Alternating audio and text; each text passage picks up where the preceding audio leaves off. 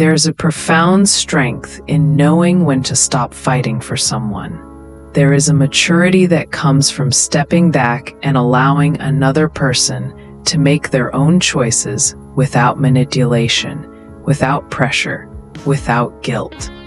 This is a story about the kind of quiet detachment that is not born from giving up or not caring, but from respecting someone enough to let them decide their own path, even when their decision might break your heart.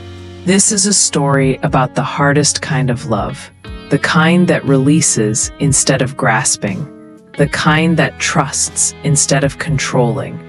Nadia was 34 years old and had spent most of her adult life learning painful lessons about love and self-worth. In her 20s, she had been the kind of person who chased, who begged, who tried to convince people to stay, even when they clearly wanted to leave. She had degraded herself, trying to make people choose her. She had ignored red flags and made excuses for bad behavior. She had sacrificed her dignity, trying to hold on to relationships that were already dead. And every time, she had been left feeling empty and foolish. But over the years, through therapy and hard-won self-awareness, Nadia had learned something crucial. You cannot force someone to want you, and trying to do so only diminishes you both. She had learned that real love cannot exist under pressure or manipulation. She had learned that if someone needs to be convinced to stay with you, they have already left emotionally. And she had learned that sometimes the most loving thing you can do is step back and let someone make their own choice, even if that choice is to walk away from you. Now, at 34, Nadia was facing the biggest test of that hard-earned wisdom. Ryan, the man she loved deeply, the man she had built a life with for 4 years, was clearly struggling. Over the past 2 months, he had become distant and withdrawn. He was working longer hours, coming home exhausted, rarely initiating physical affection or meaningful conversation. When Nadia asked if something was wrong, he said he was just stressed about work. But Nadia knew it was more than that. She could feel him pulling away emotionally, could sense that he was questioning their relationship, could see that he was at some kind of crossroads. Ryan was 36 and was indeed at a crossroads, though he had not admitted it out loud to anyone, not even himself really. He loved Nadia. She was kind, intelligent, supportive, everything a partner should be. But he had started feeling restless. He wondered if he had settled down too quickly, if he had missed out on other experiences, if this was really the relationship he wanted for the rest of his life. These thoughts made him feel guilty and confused. Nadia had done nothing wrong. The problem was not her. The problem was that Ryan did not know what he wanted, and being in the relationship, while feeling uncertain, felt dishonest and unfair to both of them. On that Wednesday evening, Nadia decided she could not keep pretending everything was fine. She asked Ryan to sit down with her, and she spoke with a calm that belied the storm of fear and sadness inside her. "Ryan, I can see that you are pulling away. I can feel that you are struggling with something.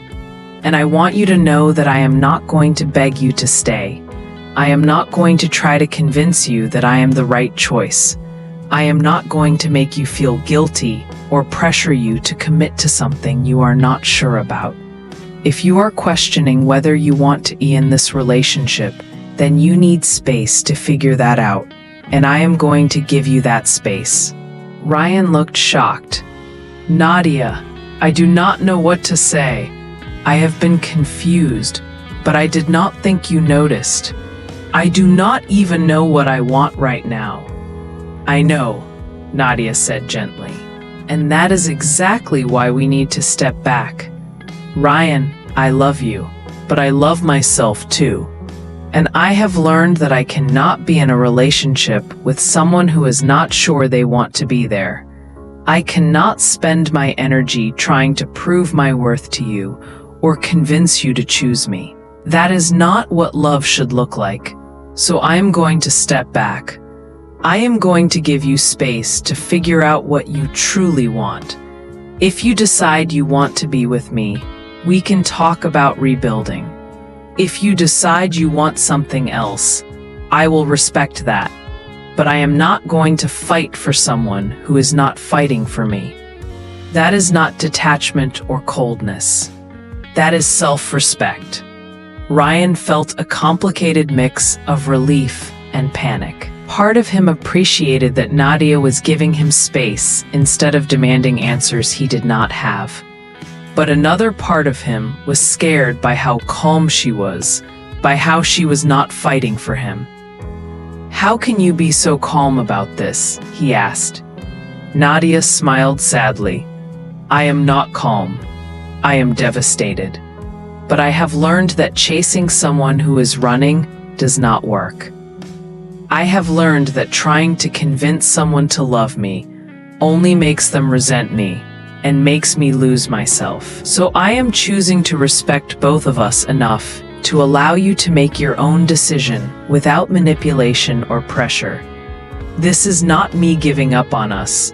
This is me refusing to beg for something that should be freely given. If you choose to stay, I need it to be because you genuinely want to be here, not because I guilted you into it or made you feel like you had no other option." Over the following weeks, Nadia and Ryan separated temporarily. Ryan moved in with a friend to have space to think. Nadia focused on her own life, spending time with friends, pursuing hobbies she had neglected, going to therapy to process her feelings. She did not text Ryan constantly asking if he had made a decision. She did not post things on social media designed to make him jealous or make him miss her. She did not try to manipulate the situation in any way. She simply lived her life and gave him the space she had promised. For Ryan, the space was both liberating and clarifying. Without the daily presence of the relationship, he could think more clearly about what he actually wanted. He went on a few dates with other people, but they all felt shallow compared to what he had with Nadia. He spent time with friends who were single and realized he did not envy their lifestyle as much as he thought he would. He thought about all the small moments with Nadia that he had taken for granted. The way she laughed at his stupid jokes, the way she supported his dreams, the way she made their home feel warm and safe. But what struck Ryan most during this time of separation was the maturity and strength Nadia had shown. She had not begged. She had not manipulated. She had simply stated her boundary with grace and then stepped back to let him choose. That level of self-respect and emotional maturity made Ryan see Nadia in a new light. He realized that many people would have tried to hold on desperately, would have made him feel guilty, would have tried to force a decision. But Nadia had enough respect for herself and for him to allow genuine choice. And that made him realize how rare and valuable she was. After 6 weeks of separation, Ryan asked to meet Nadia for coffee. He told her that he had done a lot of thinking and had realized that his restlessness was not about their relationship, but about his own fear of commitment and his own unresolved issues about getting older. He told her that being apart had made him see how much he valued what they had built together. He told her he wanted to come back, not because he felt pressured, but because he had chosen her freely after genuinely considering all his options. Nadia listened to everything Ryan said. Then she spoke honestly. "Ryan, I appreciate you being honest with me, but I need you to understand something. I gave you space because I believe in respecting people's autonomy, and I believe that love should be a choice, not an obligation. But that does not mean there are no consequences to your indecision. You hurt me. You made me feel like I was not enough. And even though I understand you needed time to figure things out, I also need time to decide if I can trust you not to pull away again the next time you feel uncertain. So I am grateful you made your choice. But now I need to make mine. I need to decide if I can be with someone who needed to leave to appreciate what we had. Ryan nodded slowly, understanding that Nadia's quiet detachment was not just about giving him freedom, it was about claiming her own. I understand. What do you need from me? I need you to be patient while I figure out what I need, Nadia said. I gave you space to make your decision. Now I need space to make mine.